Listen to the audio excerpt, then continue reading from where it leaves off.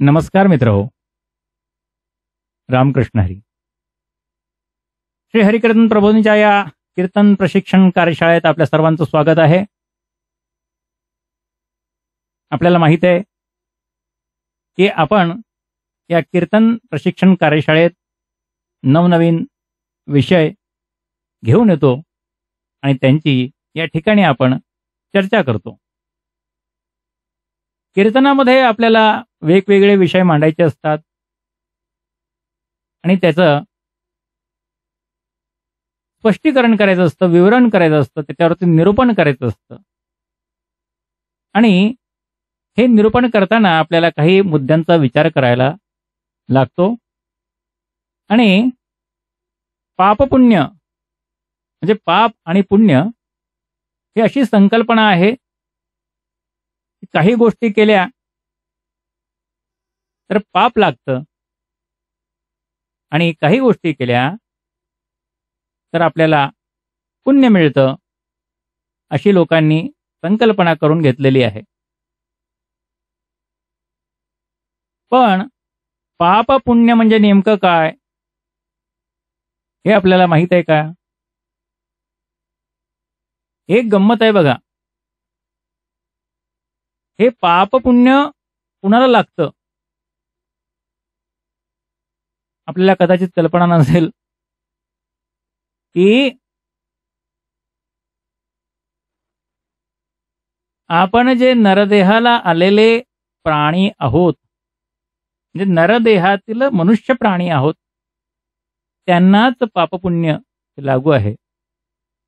नाहीतरी काय थोडी श्वान असू करे बापुडी. हे जे पशुपक्षी आहेत यांना पापपुण्य लागतच नाही. ते म्हणा असं कसं? तर तुकाराम महाराजांनी सांगितलेलं आहे, पशु काय पापपुण्य जाणती, पशु काय पापपुण्य जाणती, उत्तम मध्यम भोग भोगती, काही एक उपजता मरिती, बहिरी अंध होती, पांगुळ मुकी. पशु काय पापपुण्य जाणते, उत्तम मध्यम भोग भोगिते, काही एक उपजता मरती, बहिरी अंध होती, पांगुळ मुकी. आपण त्यांना मुके प्राणी म्हणतो. ही भोगयोनी आहे. जीवो जीवस्य जीवनम असं म्हटलं जातं. जंगल का कानून असं म्हटलं जातं. सर्वायवल ऑफ द फिटेस्ट असंही म्हटलं जातं. म्हणजे काय आहे की ते चेन म्हणतात की नाही, फूड चेन. म्हणजे एका जीवाला दुसरा जीव खातो, दुसऱ्या जीवाला तिसरा जीव खातो, तिसऱ्या जीवाला चौथा जीव खातो आणि एकमेकावर अवलंबून अशी त्यांची फूड चेन चालू राहते. म्हणजे गायीसारखा जो प्राणी आहे नुसतं गवत खातो हो, परंतु त्याला मात्र कुणाशी शत्रुत्व नसलेल्या अशा प्राण्याला वाघ सिंह खातात. बकरू म्हणजे काय? गरीब प्राणी बिचारा, पण लोक बकरं खातात कापून.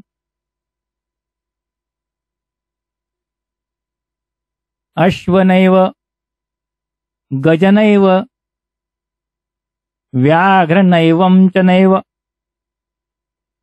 अश्वनैवं गजनैवं व्याघ्रनैवं च नैव, अजापुत्र बली दद्यात् देवो दुर्बलो घातकः.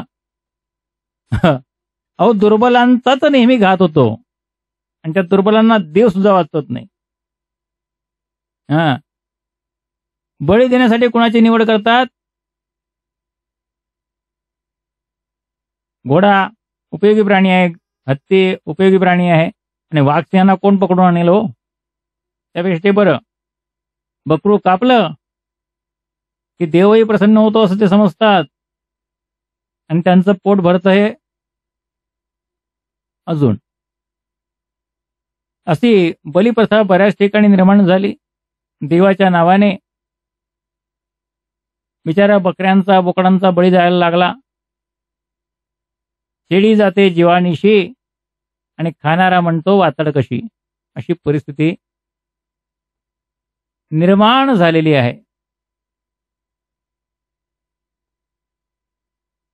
पशु पाप पुण्य काय हे जाणती, पशु पाप पुण्य काय हे जाणती, मनुष्य या रीती ठाऊकिया. अशा रीतीने त्याचप्रमाणे जी देवकोटी आहे, स्वर्गातील इंद्रादी देवता असतात किंवा स्वर्ग आहे, त्यांनाही पापपुण्य लागू नये. ती भोगभूमी आहे. या ठिकाणी आपण नरदेहात जे काही पुण्यकर्म करतो त्याने आपण स्वर्गात जातो. परंतु जय पुण्याची पावटी सरे, इंद्रपणाचे उटी उतरे, येऊ लागती माघारे मृत्यूलोकी. म्हणजे तुमचा बॅलन्स संपल्यानंतर तुम्हाला त्या ठिकाणून हाकलूनच लावण्यात येतं.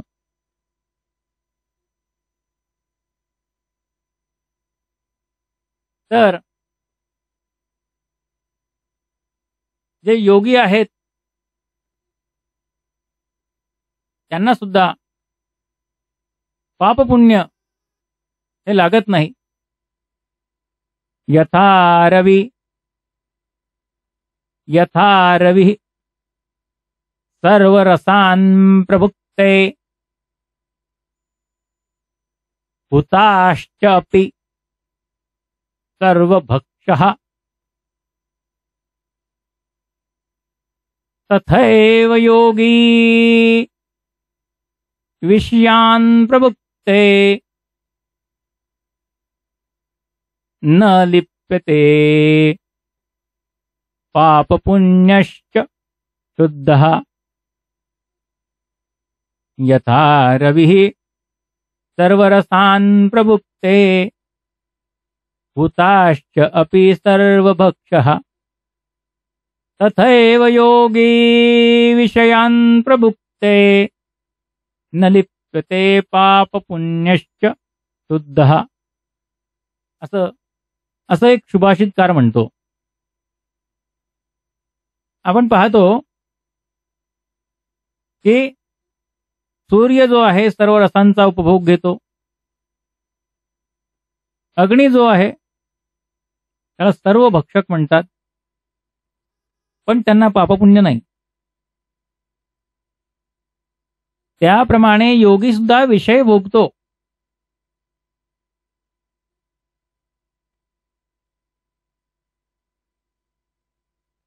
तो पापपुण्याने लिप्त होत नाही.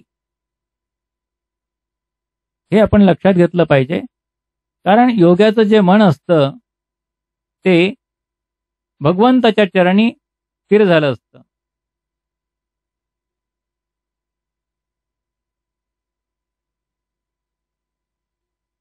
आता हे जे पापपुण्य आहे ते कुणाकुणाला आहे? तर आपण जे नरदेहाला आलेले प्राणी आहेत, म्हणजे मनुष्य प्राणी आहोत, त्या सर्व मनुष्य प्राण्यांना पाप आणि पुण्याची निर्मिती करावीच लागते. म्हणजे कसं? तर वाहतेनी भौतिके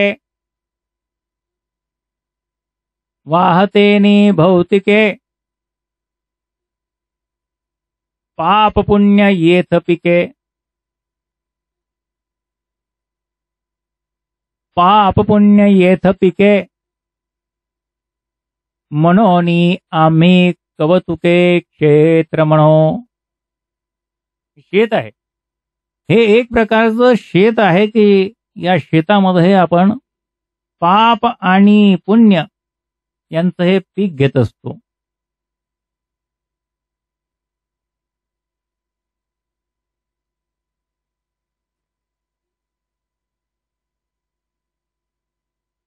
त्याच्यामध्ये पापपुण्याविषयी फरक कसा आहे बघा,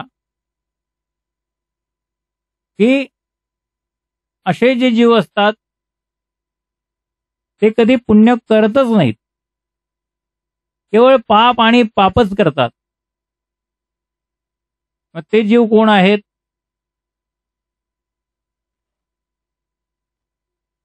दुष्ट आणि राक्षसी प्रवृत्तीची माणसं असतात.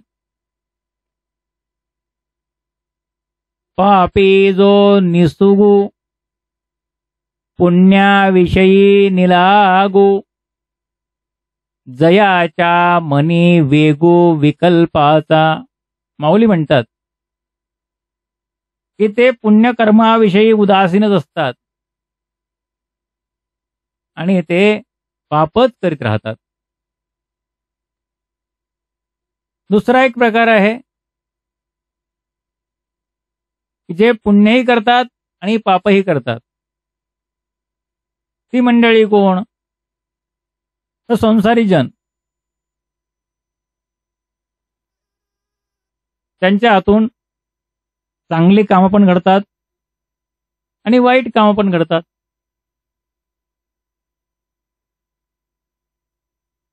पाप पुण्याचे खिचटे करुणी खाता बुद्धी चेष्टे कडू मधुर न वाटे ऐशी जे दशा. या नरदेहामध्ये हे संसारी जन आहेत, हे सगळी पाप पुण्याची खिचडी करून टाकतात. परंतु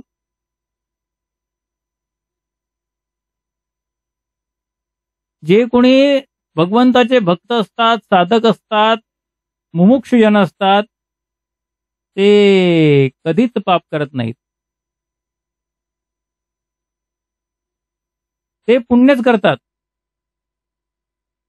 कसं? कारण ते मुमुक्षु असतात आणि त्याच्याही वरचे जे विष्णुदास आहेत, काया वाचा म्हणे झाला विष्णुदास, असं ज्यांच्याबद्दल म्हटलेलं आहे. महाराज काय म्हणतात? तुका म्हणे आम्ही झालो अग्निरूप लागो नेदी पाप पुण्यंग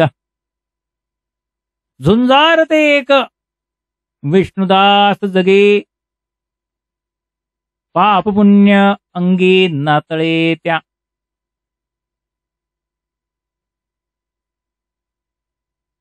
मनोनी तयाची बुद्धी नेने पाप पुण्याची गंधे गंगा मिनलिया नदी विटाळू जैसा. ज्यांच्या हृदयामध्ये भगवंताचं स्थान आहे, तुका म्हणे चित्त करावे निर्मळ येऊनी गोपाळ राही तिथे. निर्मळ चित्ते झाली नवनीते मृदू सभाय नवनीत तैसे सज्जनाचे चित्त. किती सांगावं. असे जे आहेत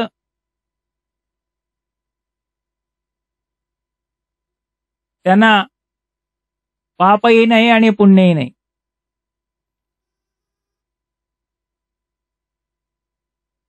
मग याचं फल काय आहे? पापात पाप म्हणजे तुम्हाला नक्कीच नरक प्राप्त होणार. पापात काही पुण्य झालं, मनुष्य लोक प्राप्त होणार, परत मनुष्य जन्म.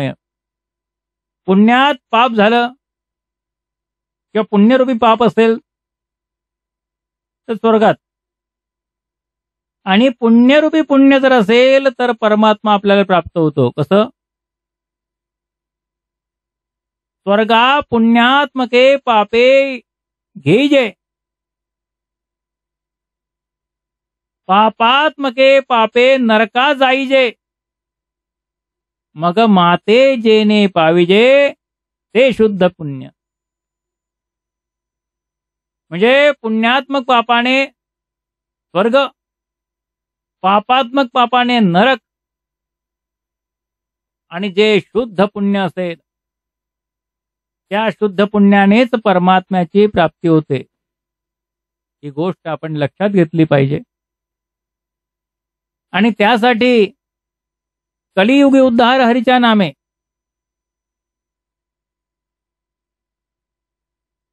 हे कलियुग आहे आणि या कलियुगामध्ये तुम्हाला या भवसागरातून जर पलीकडे जायचं असेल, तुमचं तारणं व्हायचं असेल, तर हरिनाम, हरिमुखे म्हणा, हरिमुखे म्हणा, पुण्याची गणना कोण करी.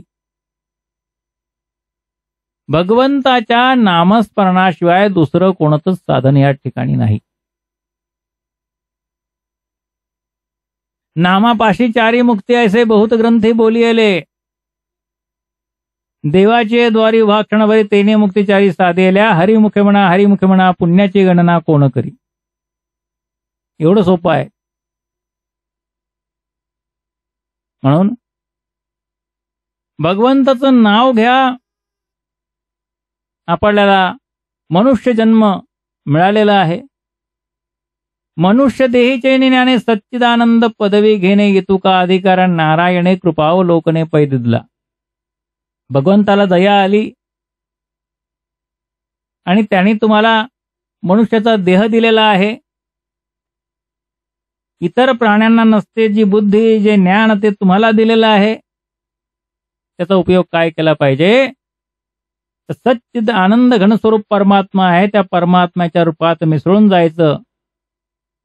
जीवाशिवाचं ऐक्य साधून घ्यायचं आणि पुन्हा पुन्हा जन्माला यायच्या चक्रातून सुटायचं. हे करणीय कृत्य आहे, करण्याचं काम आहे. आपण जर बारकाईने पशु पक्षी कीटक यांच्या योनी बघितल्या तर त्यांच्या योनीमध्ये किती त्रास आहे. डुकरं घाणीत लोळतात. चार पायाची डुकरं लोळतात तर लोळतात, पण 2 पाय आणि 2 हाताची डुकरं पण लोळतात. मग तुम्ही विचार करा खरी डुकरं कोणती म्हणून. म्हणून म्हणतात नाहीतरी काय थोडी श्वान सुकरे बापुडी. अशा रीतीने आपल्याला मनुष्य जन्म मिळालेला आहे आणि आपण आपली सोडवण करून घ्यायची आहे. आणि त्यासाठी एकच साधन, हरिमुखे म्हणा, हरिमुखे म्हणा, पुण्याची गणना कोण करी. रामकृष्ण हरी.